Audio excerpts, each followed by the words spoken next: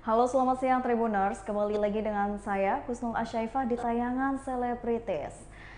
Kami akan menyajikan informasi menarik dan ter-up-to-date seputar selebritas tanah air untuk Anda. Dan inilah berita selebritas selengkapnya. Berita pertama, jelang Lebaran, Aldi Taher mendadak meminta maaf kepada Dewi Persik. Baru-baru ini, Aldi Taher mengaku ingin tetap menjaga silaturahmi dengan mantan istrinya. Di bulan Ramadan ini, Aldi Taher secara langsung meminta maaf kepada Dewi Persik. Rupanya Aldi Taher memiliki kebiasaan meminta maaf kepada semua orang yang dia kenal dekat. Hal ini bertujuan agar ibadah puasanya berjalan dengan lancar. Sayangnya Aldi Taher tak menjabarkan kesalahan fatalnya kepada Dewi Persik. Seperti diketahui, Aldi Taher bercerai dengan Dewi Persik pada tahun 2009 silam. Berikut wawancaranya. Pak Jokowi, Pak Prabowo, kan momen Lebaran kan minta maaf ke semuanya. Insya Allah udah kembali fitri.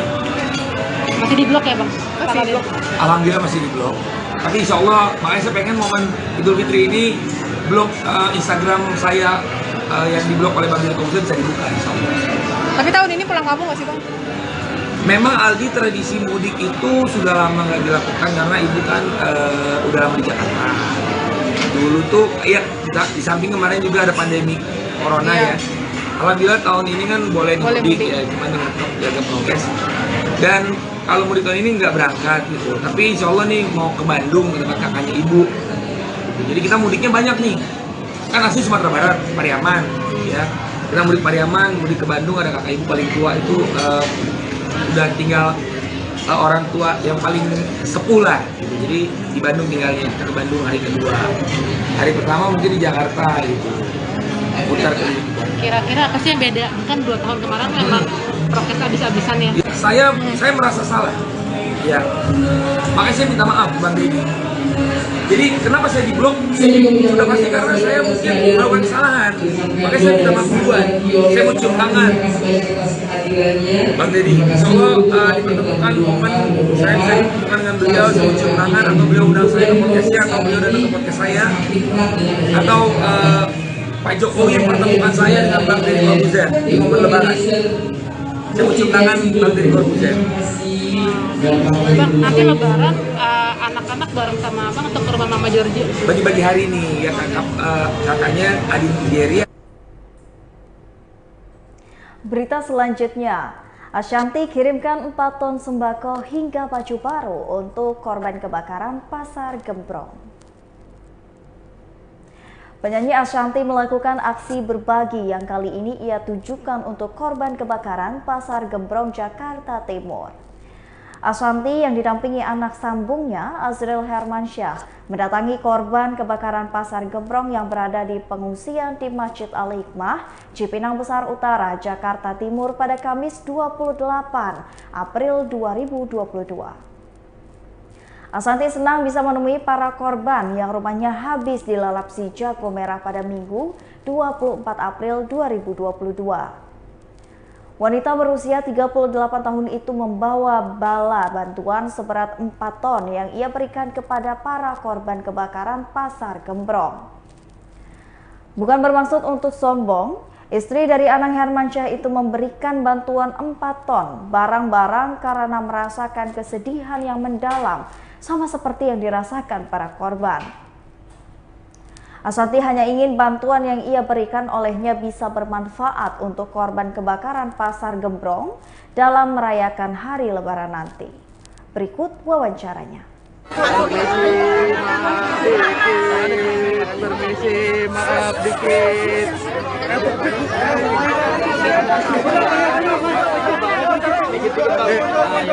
Permisi ada ya. Udah sini aja. Membantu warga yang ada di sini gitu, karena ya pasti kan banyak anak-anak kecil juga, banyak orang tua juga gitu, dan mudah-mudahan tetap bisa menjalankan nanti Hari Raya Idul Fitri dengan lancar, dengan baik gitu. Gimana dari Bapak ini bisa diceritakan? Maaf ya Pak, saya duduk. Gimana bisa diceritakan kondisinya kayak gimana Pak di sini? Ya, pertama kami Kami Kasih selaku kursi buat Pak RT nggak ada? Pak RW. Pak RW. Iya. Baku. Ya, duduk aja ya. Ya. Bentar, dikasih kursi dulu. Bunda, sedikit menanggapi. Ini kan khususnya selama ini gimana sih? Ayo, sorry. Ya kan, senang ya artinya banyak orang yang bahagia dengan apa yang kita, dengan kehadiran kita. Itu kan suatu hal yang gimana ya gitu. Karena kan terakhir saya ke korban kebakaran di mana waktu itu lagi pandemi, yang lagi agak parah, jadi kita nggak bisa terlalu kayak begini. Tapi walaupun ini juga lumayan untuk kerumunan. Nah di sini alhamdulillah ya menurut saya warga bisa antusias ini bukan suatu hal yang tidak menyenangkan ya. Menurut saya ini menyenangkan karena mereka antusias melihat ada orang yang memberi bantuan gitu. Jadi nggak pernah saya anggap aduh risih lah, nggak ada gitu. Cuma memang karena pandemi jadi masih ada agak was-was ya Pak RW ya, karena kan kita tetap harus jaga prokes gitu, apalagi kan ramai sekali. Gimana Pak RW mungkin keadaannya di sini udah berapa hari sih ini kejadiannya dan awal mulanya itu kenapa Pak? Jadi ini sudah hari ketiga ya. Agak keras Pak RW. Ini sudah hari ketiga ya, mereka ada di pengungsian. Awal kejadian. Berita selanjutnya, anggap masalah dengan Vena Melinda selesai. Elma Theana ikhlaskan utang Ferry Irawan. Walaupun diakui kedua belah pihak belum ada pertemuan dan berjabat tangan secara langsung, namun di momen bulan suci Ramadan ini, Elma Theana sudah mengikhlaskan konfliknya. Meski belum bertemu, Elma Theana memastikan masalah sudah benar-benar selesai. Menurut Elma Theana, baik dirinya dan Vena Melinda sudah sama-sama membuka hati. Hanya saja keduanya masih saling menunggu untuk dihubungi lebih dulu. Ia menegaskan tak ingin terlibat dalam konflik dengan siapapun.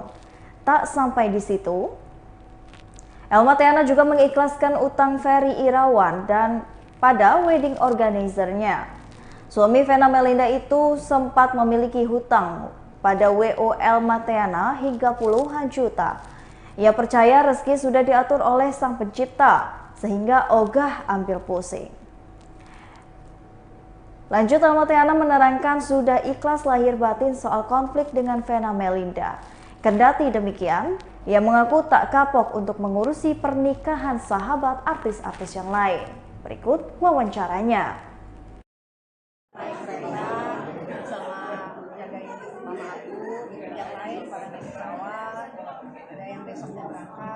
Semua keluarga insya Allah lebaran semuanya di Kenapa lebih milih kendaraan umum teh? Kenapa lebih milih kendaraan umum? caranya alhamdulillah jadi belum ada ketemu buka puasa bersama. Aku aja tuh jarang banget buka puasa bersama gitu kan. Baru berapa bisa dihitung. Tapi sekedar whatsapp Enggak. masalahnya sudah selesai berarti ya. Masalahnya tapi sudah selesai. Insya Allah terakhir sih sudah diberikan.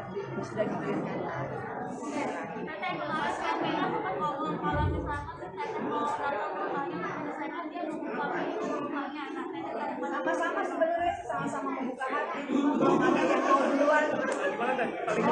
Iya saling menunggu. Jadi saling menunggu mungkin penanya menunggu, saya juga menunggu gitu ya. Jadi saling menunggu, tapi udahlah daripada menunggu kelamaan ya udah.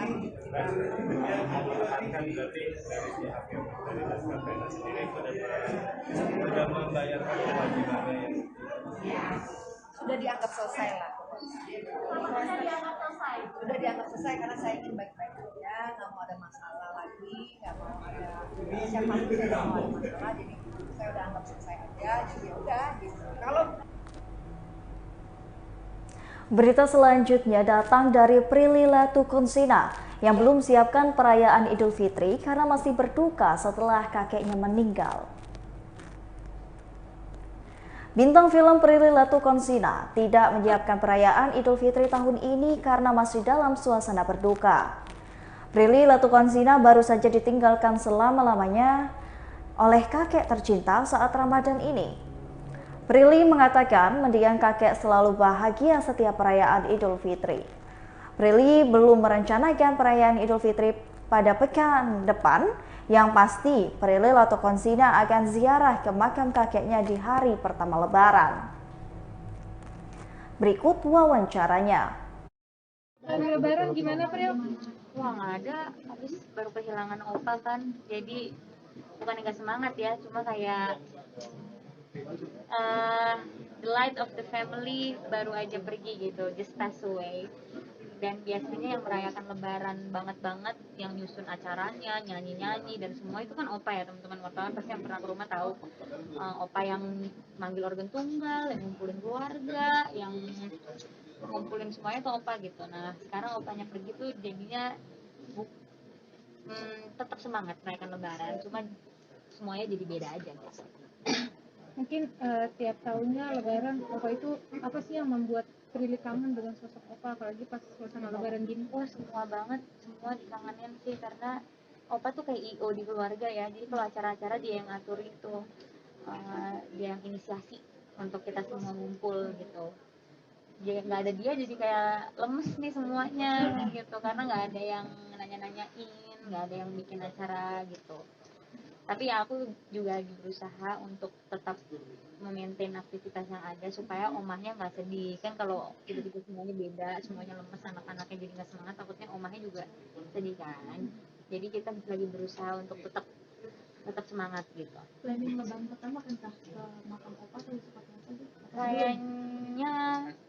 Kayaknya nggak mungkin di Lebaran pertama ya, karena kan beberapa keluarga kan udah punya keluarga masing-masing, pasti mereka Lebaran pertama ada yang. Berita selanjutnya, Billy Syahputra mengaku tak kenal Stephen Richard, bantah mempunyai keterkaitan dengan DNA Pro. Billy Syahputra akhirnya memenuhi panggilan tim penyidik Barreskrim Polri terkait kasus DNA Pro pada Kamis 28 April 2022. Usai pemeriksaan, melalui kuasa hukumnya, Fahmi Batin, adik kandung Olga Syahputra itu mengakui tidak mengenal sosok Stephen Richard yang kemudian merupakan bos robot trading DNA Pro.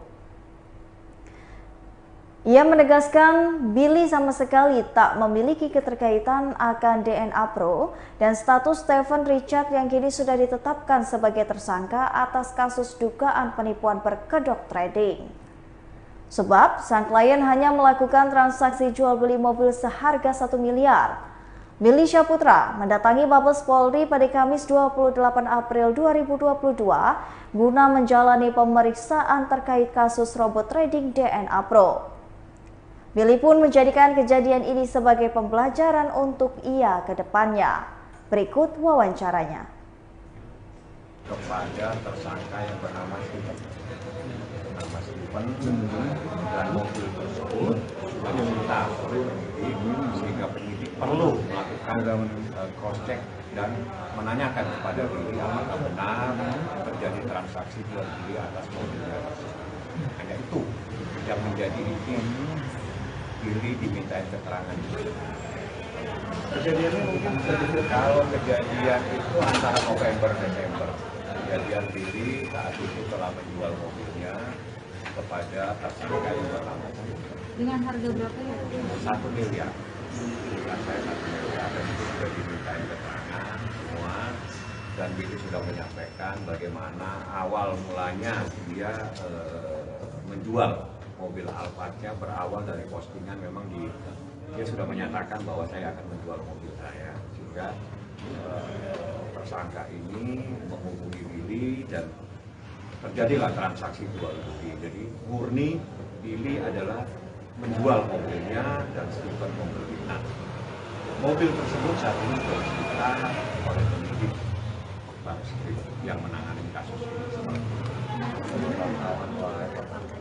Enggak kenal, Billy tidak kenal dan tidak ada keterkaitan permasalahan dengan Stephen menjadi tersangka atau bisnis yang terkait dengan saat ini yang DNA Pro-nya itu. Billy nggak ada kaitannya, nggak juga member, juga bukan membernya, nggak ada kaitan sama sekali. Jadi Billy murni hanya menjual mobil dia, yang kebetulan pembelinya adalah Stephen dan saat ini menjadi tersangka. Nah, tersangka kaitannya dengan jenis DNA pro tersebut. Itulah permasalahannya. Uang hasil penjualan atau pembelian sendiri diminta? Kan ada mobilnya Pak, dia sita. Jadi yang disita adalah mobilnya. Baiklah Tribuners, itulah tadi berita selebritas bersama dengan saya Kustul Asyaifah. Selamat siang dan sampai jumpa.